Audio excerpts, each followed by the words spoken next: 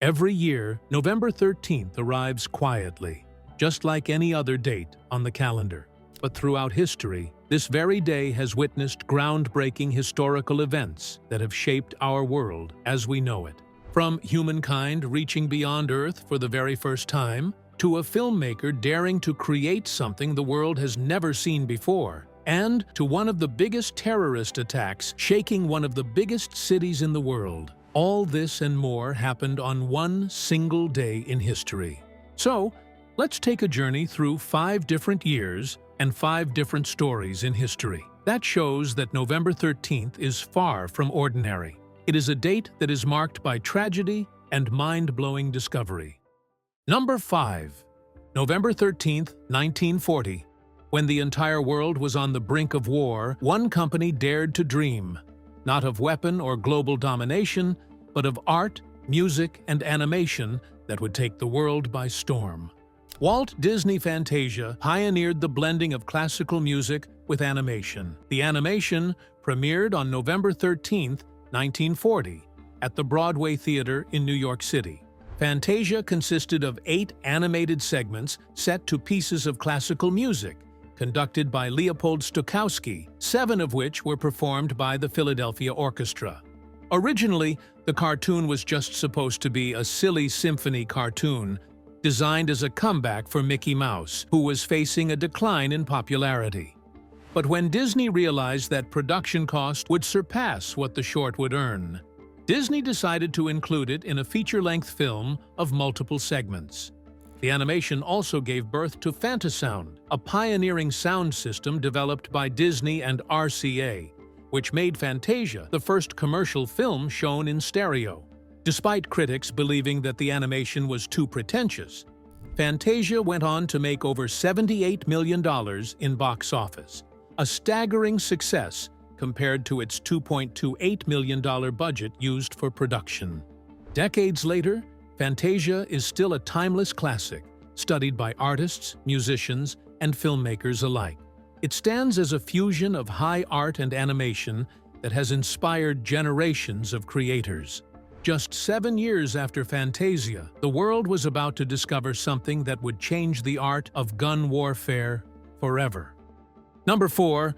On November 13, 1947, the Soviet Union witnessed the birth of a new weapon that changed the world forever. After years of redesigns, prototypes, and failures, Mikhail Kalashnikov had finally completed the development of Avtomat Kalashnikova, better known as AK-47. Mikhail Kalashnikov was a lieutenant general in the Soviet Army before retiring in 1941. According to himself, Kalashnikov was a self-taught tinkerer who combined his innate mechanical skills with the study of weaponry to design ammunition that would outlive him. Kalashnikov began his career as a weapons designer in 1941 while he was in the hospital recuperating from a shoulder wound that he received during battle. He dreamed of a weapon that would protect his countrymen in battle, and he began working on it while he was in the hospital. The AK-47 is a hybrid of previous rifle technologies. Kalashnikov combined the features of the M1 Garand and the German STG-44. The AK-47 proved to be one of the most efficient and reliable guns, because by 2009, more than 100 million AK-47s had been sold in the world. The gun appeared on flags, murals, and revolutionary posters. It became a symbol of liberation movements, insurgents, and armies all over the world.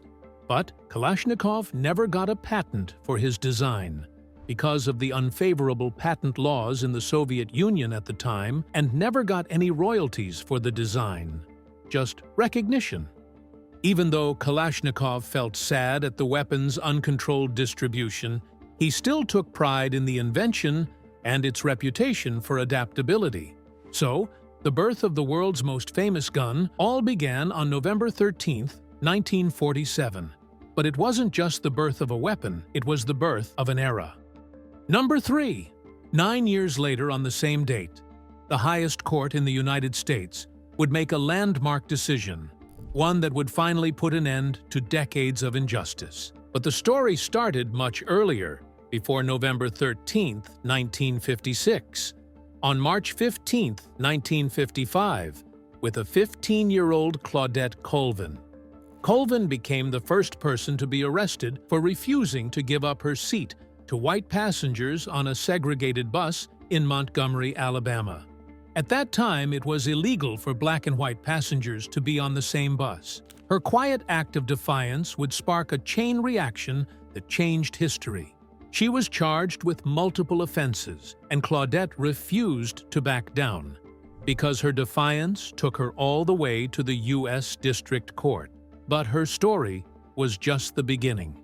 Just a month later, Aurelia Browder became the second person to be arrested for not giving up her seat to a white passenger, and just like Claudette, she was also arrested. Their arrests set in motion one of the most powerful protest movements in American history, the Montgomery bus boycott. Then, on December 1, 1955, came the moment that captured national attention.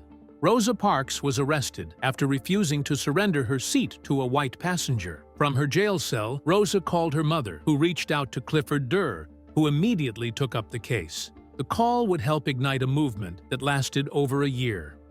On February 1, 1956, the case of Browder versus Gale came before the District Court.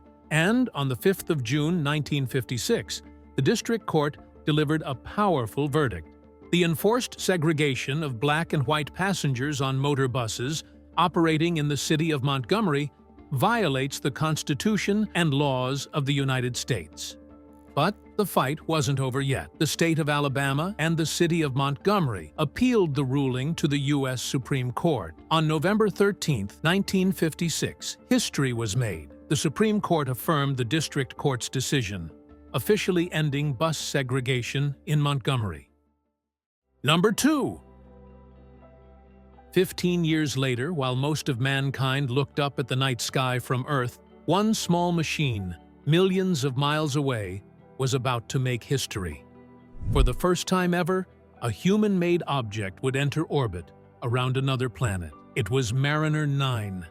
Just 2 years after the moon landing, and the United States had planted its flag on the moon, the world began to look beyond Earth and even the moon, because it was time for the world to go farther. NASA set its sight on Mars, the red planet, the planet that has fascinated human imagination. But the mission was not going to be an easy one, because no spacecraft had ever successfully orbited another world before, with the Soviet probe Mars 2 coming close but failing. Launched on May 30th, the Mariner 9 was part of NASA's ambitious Mariners program, which was a series of robotic space explorers built to study the inner planets. At liftoff, Mariner 9 carried not just cameras and machines, but the hope of the entire human race to understand a new world. The journey to Mars took 6 months, with Mariner 9 traveling 400 million kilometers through the darkness of space. On November 13, 1971, Mariner 9 entered into Mars's orbit. The probe circled Mars twice each day for almost a year, photographing the surface and analyzing the atmosphere. When Mariner 9 first arrived, the dust storms were so intense that Mars was completely obscured from view. But once the storms cleared, Mariner 9 revealed that Mars was a planet that boasted massive volcanoes and gigantic canyons.